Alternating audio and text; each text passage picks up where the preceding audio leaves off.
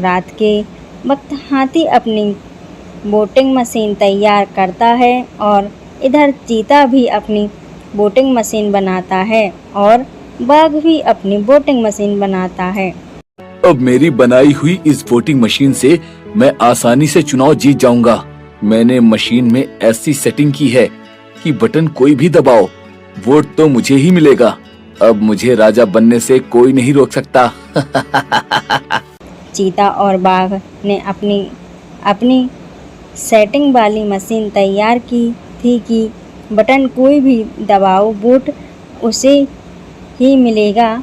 सुना है मोहब्बत और जंग में सब कुछ जायज है, इसीलिए अगर जो मैं चुनाव में धांधली करता हूँ तो कोई गुनाह नहीं है और मुझे राजा बनने से कोई नहीं रोक सकता। अगली रात हाथी अपनी बनाई वोटिंग मशीन एक पेड़ के नीचे लगा देता है। उस मशीन में तीनों प्रत्याशियों की तस्वीर लगी हुई थी। हाथी के वोटिंग मशीन लगाकर जाने के बाद आधी रात को चीता आता है। अच्छा, तो ये वो मशीन है।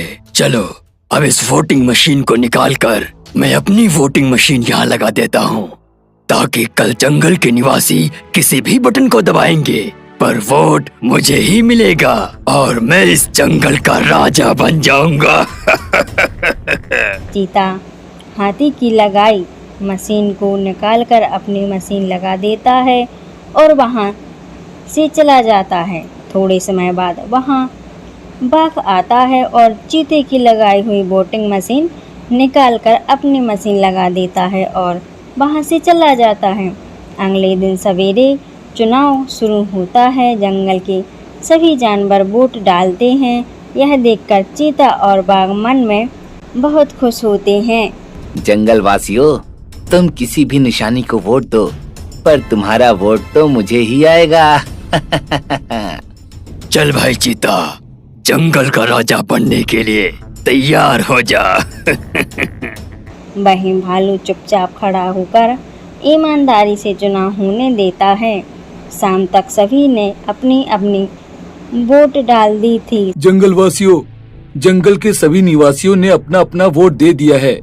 अब चुनाव का परिणाम कल सवेरे सामने आ जाएगा। जिसे सबसे ज्यादा वोट मिले होंगे वही हमारा इस जंगल का राजा कहलाएगा। अब सब अपने अपने घर जा सकते हो। सब अपने अपने घर चले जाते हैं और हाथी वोटिंग मशीन लेकर वहां से चला जाता है।